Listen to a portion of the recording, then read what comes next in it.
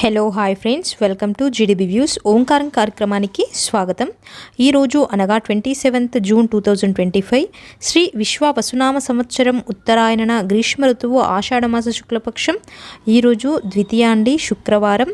అలాగే పునర్వసు నక్షత్రం తర్వాత తదుపరి పుష్యమి నక్షత్రం ఉంది ఈరోజు.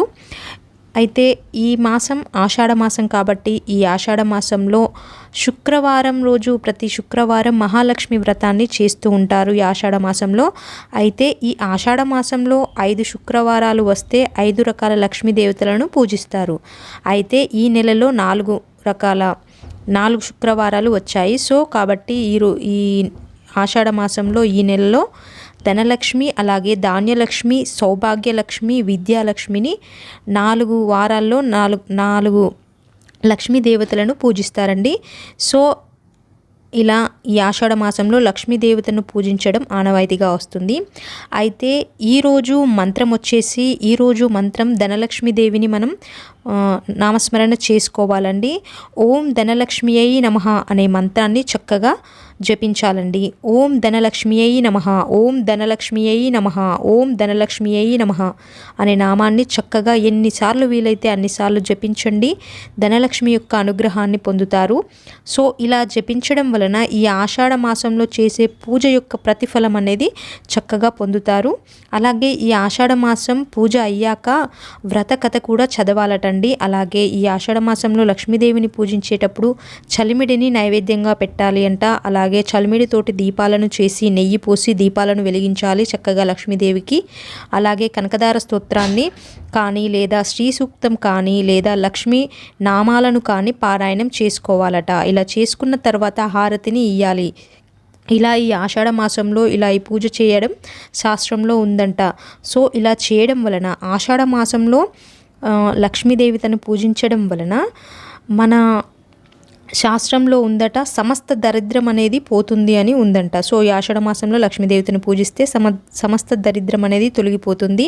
అలాగే శ్రావణ మాసంలో మనం చేసే లక్ష్మీదేవికి సంబంధించిన పూజ వైభోగం కోసమటండి.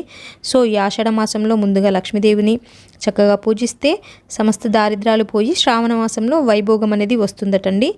సో ఇలా సమస్త దారిద్ర్యం దూరం అవ్వడానికి ఆషాఢ మాసంలో లక్ష్మీదేవిని లక్ష్మీదేవిని చక్కగా పూజిస్తారట. సో ఈరోజు మంత్రబలంలో ఇలా ఈ చక్కగా మంత్రం చెప్పి ఆషాఢ మాసం గురించి తెలియజేశారు గురుగారు. అయితే ఈరోజు మంచి మాట వచ్చేసి ఏమిటి అంటే, చాలామంది చెబుతూ ఉంటారట నా జీవితంలో సమస్యలు ఎక్కువగా ఉన్నాయి అని, నా జీవితంలోనే ఉన్నాయని. ప్రతి ఒక్కరి జీవితంలోనూ సమస్యలు ఉంటాయి. కానీ సమస్యలు ఎందుకు వస్తాయి అంటే పరిస్థితుల వల్ల వస్తాయి అనేసి. సమస్యలు ఉత్పత్తి అవుతాయి పరిస్థితుల వల్ల. మీరు ఎలాంటి వారు, ఎలాంటి చోట పెరుగుతున్నారు, ఎలాంటి చోట ఉన్నారు, మీ వెనుక బ్యాక్గ్రౌండ్ ఏంటి, సపోర్ట్ ఏమైనా ఉందా లేదా అనేవి, ఏం చేస్తున్నారు మీరు అనే దాన్ని బట్టి ఆ పరిస్థితులను తగ్గట్టుగా సమస్యలు అనేవి వస్తూ ఉంటాయి. అలా సమస్యలు ఉత్పత్తి అవుతాయి. పరిస్థితుల నుంచే సమస్యలు వస్తాయి. కాబట్టి పరిస్థితిని అర్థం చేసుకుంటే సమస్యను తెచ్చుకోరు అని. ఎవరైతే పరిస్థితులకు అర్థం చేసుకోరో వారికే సమస్యలు ఖచ్చితంగా వస్తాయని గురుగారు తెలియజేశారు. దానికి సంబంధించిన ఒక చిన్న కథ తెలియజేశారు. ఏమిటి అంటే, పూర్వంలో మనకు కోవిడ్ వచ్చింది కదండి. సో ఆ టైంలో ఒక వాచ్మెన్ ఉండేవాడట. కొత్తగా కన్స్ట్రక్షన్ అవుతున్న బిల్డింగ్లో వాచ్మెన్గా ఇతను జాబ్ చేస్తూ ఉన్నాడట. అయితే ఇతనికి 3 పిల్లలు ఉన్నారట. అయితే ఆ టైంలో ఎవ్వరు ఇంటికి వెళ్ళొద్దు, అలాగే ఎవరిని ఇంటికి రానివ్వరు, అలా ఉండేదట. సో కోవిడ్ టైంలో అలా ఉంది కదా, ఎవరిని రానియకపోయేది, అలాగే ఎవరి ఇంటికి వెళ్ళలేకపోయారు, ఎవరు వాళ్ళ దగ్గరికి వెళ్ళలేక ఉండేవారట. సో అప్పుడు ఆ టైంలో ఇతనికి తిండి కూడా కనీసం ఎవరు పెట్టేవారు కాదట, ఎవరు రానిచ్చేవారు కాదట. సో ఆ టైంలో ఇతనికి 3 పిల్లలు ఉన్నారు కదా, చాలా ఇబ్బంది అవుతూ ఉండేదట. అయితే ఇతని పక్కన ఉండే బిల్డింగ్లో ఒక అతను కోవిడ్ టైంలో ఇతనికి తాళం ఇచ్చి అతను వేరే ఊరికి వెళ్ళిపోయాడట. సో ఆ టైంలో ఇతనికి ఏమనిపించిందంటే, సరే అనేసి ఇతను ఆ తాళం చెవి తీసుకొని వాళ్ళ ఇంటికి వెళ్ళి వాళ్ళ ఇంట్లో ఉన్న బియ్యము అవి ఇవి తీసుకొని ఇతను వాళ్ళ పిల్లలకి ఫుడ్ పెట్టాడట. ఇదంతా బాగానే ఉంది. కానీ అతను సీసీటీవీ ఫుటేజ్లో చూసి ఇతను దొంగ అనేసి ఇతని మీద కంప్లైంట్ చేసి ఇతని మీద ఎఫ్ఐఆర్ కూడా ఫైల్ చేసి ఇతన్ని అరెస్ట్ చేశారంట. అయితే ఇతను చెప్పాడట, నేను ఆల్రెడీ ఓనర్కి కాల్ చేశాను కానీ అతను లిఫ్ట్ చేయలేదు. సో నా పిల్లల కోసమే నేను ఇలా చేశాను తప్ప నేను ఏది ఆశించలేదు, నేను దొంగను కాదని చెప్పినా కూడా వినలేదట. అదే ఇప్పుడు ఆ పరిస్థితిలో అతను అలా చేయకపోయి ఉంటే వేరేలాగుండేది సమస్య. కానీ ఇప్పుడు అతను అలా దొంగిలించడం వలన, అంటే అలా సామాన్లు తీసుకొని పిల్లల కోసం ఆలోచించి పెట్టడం వలన అతనికి ఈ సమస్య వచ్చింది. ఇలా కాకుండా వేరే ఏదైనా ఆలోచించి చేసుంటే ఈ సమస్య వచ్చేది కాదేమో కదా. సో ఇలా చక్కగా ఆలోచించి మనం పరిస్థితులకు తగ్గట్టుగా మనం ఆలోచించి నిర్ణయాలు తీసుకోవాలనేసి గురూజీ గారు తెలియజేశారు. అలాగే ఇంకోటి ఏమిటంటే పిల్లలు ఈ మధ్య కాలంలో అన్నీ అడుగుతున్నారు. అంటే మా ఫ్రెండ్ ఇది తీసుకున్నాడు, మా ఫ్రెండ్ అది సైకిల్ కొన్నారు, టీవీ కొన్నారు, ఇలా అనేసి మనం కూడా అలా పిల్లలు పేరెంట్స్ని ఇబ్బంది పెట్టకూడదు అని, అలాగే పిల్లలు అన్నారు కదా అని పేరెంట్స్ వాళ్ళు చెప్పినట్టుగా చేయడం కానీ ఇలా చేస్తే తర్వాత ఇబ్బంది పడతారు అనేసి గురుగారు తెలియచేశారు. దానికి ఒకటి ఏం చెప్పారు అంటే, ఇలాగే ఒకతను పిల్లల్ని చదివించాలి, మా ఫ్రెండ్స్ అలా చదువుతున్నారు, నేను కూడా చదువుతాను, డబ్బులు కావాలి దానికంటే వాళ్ళు ఏం చేశారంటండి, వాళ్ళకున్న ప్లేస్ని అమ్మేసి చదువులకు పెట్టారటండి. సో అలా చదువులకు పెట్టిన తర్వాత వాళ్ళేమో సరిగా చదవలేదట. సరే చదువులకు పెట్టిన తర్వాత వీళ్ళకి ఇబ్బంది అయిపోయింది, తినడానికి తిండికి కూడా చాలా ఇబ్బంది అయిపోయిందట. సో ఇలా కష్టాలు అనేవి కొని తెచ్చుకుంటూ ఉంటారు. సో ఇలా ఉండకూడదు, పిల్లలు కూడా తల్లిదండ్రులని అర్థం చేసుకొని ఉండాలి, వాళ్ళని వీళ్ళని చూసి ఇలా అడగకూడదు అనేసి గురూజీ గారు తెలియజేశారు. ఇక ఈరోజు తారాబలం వచ్చేసి అశ్విని మక మూల నక్షత్రం వారికి పరమమిత్ర తార అండి, భరణి పుబ్బ పూర్వాషాఢ నక్షత్రం వారికి నైదవ తార అండి. విరుద్ధంగా ఉంటాయి ఫలితాలు, చాలా జాగ్రత్తగా ఉండాలి. అలాగే కృత్తిక ఉత్తరాషాఢ నక్షత్రం వారికి సాధక తార అండి. మీరు అనుకున్న పనులు చక్కగా నెరవేరుతాయి, చక్కగా ఉపయోగించుకోండి ఈరోజు. అలాగే రోహిణి హస్త శ్రవణ నక్షత్రం వారికి ప్రత్యేక తార అండి, కోపం చిరాకు ఇలాంటివి ఉంటూ ఉంటాయి, సో జాగ్రత్తగా ఉండండి. మృగశిర చిత్త ధనిష్ట నక్షత్రం వారికి క్షేమతార అండి, లాభదాయకంగా ఉంటుంది, ఈ రోజును చక్కగా ఉపయోగించుకోండి.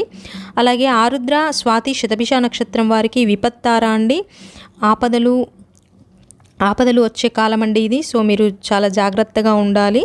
పునర్వసు విశాఖ పూర్వ భాద్రపద నక్షత్రం వారికి సంపత్తార అండి, ఆర్థికంగా బలపడడానికి, ఆర్థికపరమైన నిర్ణయాలు తీసుకోవడానికి ఈ రోజును చక్కగా ఉపయోగించుకోండి. అలాగే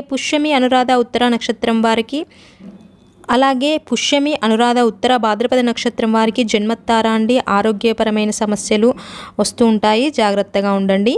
ఆశ్లేష జ్యేష్ఠ రేవతి నక్షత్రం వారికి పరమమిత్రతార అండి, చాలా విశేషమైన రోజు, చక్కగా ఉపయోగించుకోండి. ఇక ఈరోజు వాస్తు పరిష్కారం అండి. అయితే ఇంట్లో రెంట్కుండే వాళ్ళు ఇల్లుని రెంట్కి ఇచ్చేటప్పుడు ఓనర్స్ కింద ఉండాలా పైన ఉండాలా అనే సమస్య అండి.